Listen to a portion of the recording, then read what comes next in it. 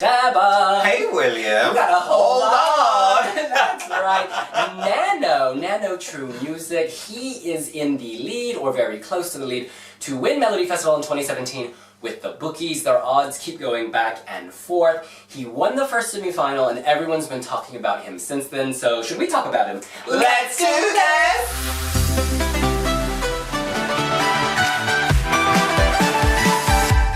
Devin, he has a very moving personal story. He is a former prisoner who has found peace and success through music. He now has a family, he's doing his thing, and this year he debuted at Melodifestivalen. What do you make of his song?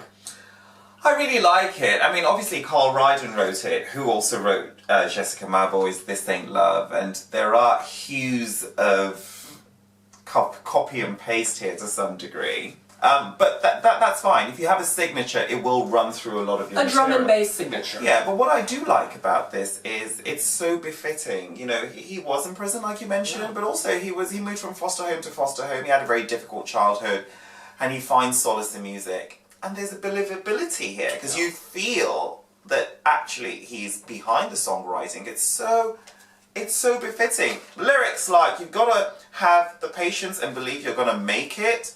Hold on. I know you're crying on the inside, but fake it till you make it. You've got to hold on. Tyra Banks' realness.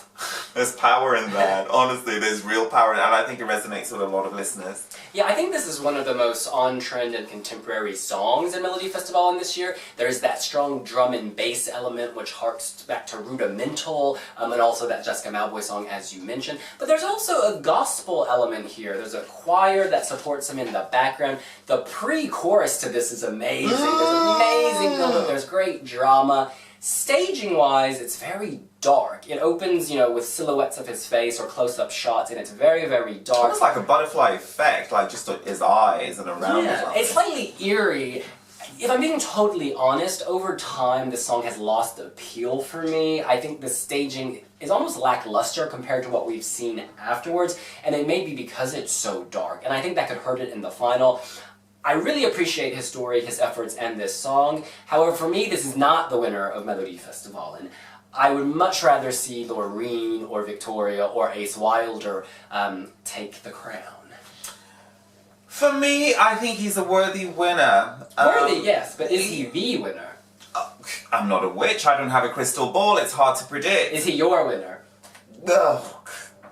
I think at this point I'm leaning towards Loreen for the crown. But, this message of perseverance works very well with the drum and bass. It's almost like drumming it in, and it's just so powerful, and it's a quiet storm. It's not relying on staging, it's not relying on gimmicks. And unlike Loreen, this actually could do well on the radio. It's got, you don't need to infuse the visuals in it to kind of have it as a complete product. You can have this just as a listening product and not just as a visual product. So you don't need a child in agony screaming and waving a white flag. I'm totally with you. But this does have a visual element in the sense that the chorus, that's probably the best visual element, and it's very simple. The kind of, it looks like rows and rows of people, when in fact it's probably just 4 or 5. Something about it though, on repeat listen, doesn't work for me. I think it may actually be that choir element. It starts to sound not dated, but something about it it lets me down on subsequent listen. It does the opposite for me. It lifts me up. And I like the way it sits between different genres. It's drum and bass, it's urban, it's also gospel. There's a spiritual element to this, which I find really touching. And the backstory, you've got to tune into that. It kind of just elevates the whole package. And we shouldn't, the Swedish media follows Melodifestivalen very closely, so the Swedish public will be familiar with the backstories, not just of Nano, but of everyone. So we should not undersell how important that is. Final point, I think a running order is going to be really important in this final because there are so many heavyweights, so many good songs in that final. We talk about Bloodsport, Deathmatch, the Melodifestivalen final, it really is, I mean, the heats were bad, and this is going to be 4 times as bad as the heats. I mean, yeah, it's not going to be pretty, but that's what Christer Bjorkman wanted. He wanted you to celebrate the festival and not just 1 or 2 artists. Well, that's what we think. What do you think? Are you holding on for Nano to win? Does he make you feel inspired? Or are you just saying, namaste, ale, get me to Eurovision? You're not even thinking about Melodifestivalen. Let us know here on wiwibloggs.